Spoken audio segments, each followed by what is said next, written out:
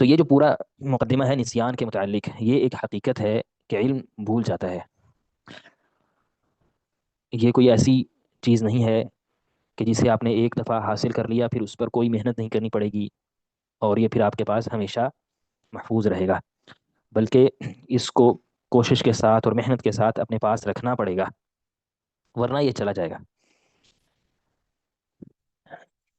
تو اس کا سب سے بہترین طریقہ، اور تمام انسانوں کے ہاں متفقہ جو طریقہ ہے، وہ تکرار ہے، دہرائی. بار بار ایک ہی چیز کو اگر آپ دہراتے رہیں گے تو وہ آپ کو یاد رہے گی، جب اس کو چھوڑ دیں گے تو وہ بھول جائے گی. یہ ایسا طریقہ ہے کہ اس میں کوئی دو بھی عقل مند اختلاف نہیں کرتے. اسی تکرار کی اہمیت کے پیش نظر آپ دیکھیں کہ شریعت میں ہمیں بعض چیزیں بار بار دہرانے کا حکم ملا ہے، تاکہ وہ بات ہمارے ذہن میں راسخ ہو جائے، ہمیں اچھی طرح سے پختگی کے ساتھ وہ چیز یاد ہو جائے. سورہ الفاتحہ کو آپ دیکھیے، نمازوں میں ہر رکعت میں دہرانے کا حکم ہے، تاکہ یہ جو بنیادی خلاصہ ہے قرآن مجید کا، یہ ہر مسلمان کے ذہن میں پوری طرح سے راسخ ہو جائے. بار بار دہرائے گا، بار بار دہرائے گا، تو اس کے ذہن میں بیٹھ جائے گی یہ بات. قرآن مجید میں بھی اللہ تعالیٰ نے بعض قصص وہ دہرائے ہیں بار بار، اور اسی طرح بعض اوقات ایک آیت کو بار بار دہرایا ہے. سورہ الرحمن میں آپ دیکھیے، فَبِأَيِّ آلَاءِ رَبِّكُمَا تُكَذِّبَانِ، بار بار دہرایا ہے. تو یہ تکرار جو ہے یہ بہت ضروری ہے. سیدنا انس رضی اللہ تعالیٰ عنہ کی جو حدیث ہے، انس بن مالک رضی اللہ تعالیٰ عنہ کی، صحیح بخاری میں، تو اس میں وہ بیان کرتے ہیں کہ صلی اللہ علیہ وسلم اذا تکلم بکلمة اعادها ثلاثا حتى تفهم عنه، کہ نبی کریم صلی اللہ علیہ وسلم جب کوئی بات کرتے تو اسے 3 دفعہ دہراتے، یہاں تک کہ وہ بات اچھی طرح سے سمجھ لی جاتی. تو گویا کہ اس سے آپ اندازہ لگا سکتے ہیں کہ دہرائی کرنا، تکرار کسی چیز کا کرنا، یہ کتنا ضروری ہے، اس کی کتنی اہمیت ہے. تکرار کے جو 2 طریقے ہم نے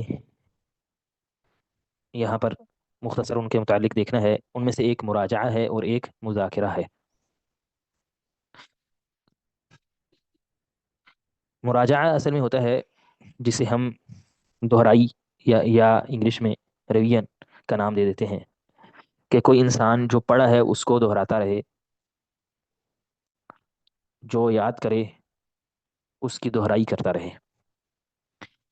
اسی لیے حفظ کے بچوں کے لیے بھی جو دہرائی ہوتی ہے، مراجعہ ہی اسے نام دیا جاتا ہے، کہ انہوں نے جو یاد کر لیا ہے اسے دہرائیں، اسے دوبارہ سے واپس سے یاد کریں.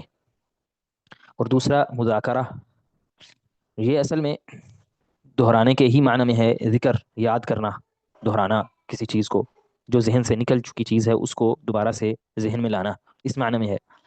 لیکن یہ عموماً ایک سے زائد لوگوں کا آپس میں دہرانا اس کے معنی میں استعمال ہوتا ہے، جسے ہم انگلش میں گروپ سٹڈی کا نام دے دیتے ہیں، کہ ایک سے زائد طالب علم، 2 طالب علم، 3 طالب علم بیٹھ جائیں اور وہ دہرائیں، آپس میں دہرائی کریں. ایک بیان کرے کہ یہ ہم نے پڑھا ہے اور پھر دوسرا اس پہ استدراک کرے، ایک دوسرے کو سنائیں. تو یہ مذاکرہ کا جو معنی ہے، یہ عموماً اس معنی میں یہ استعمال ہوتا ہے.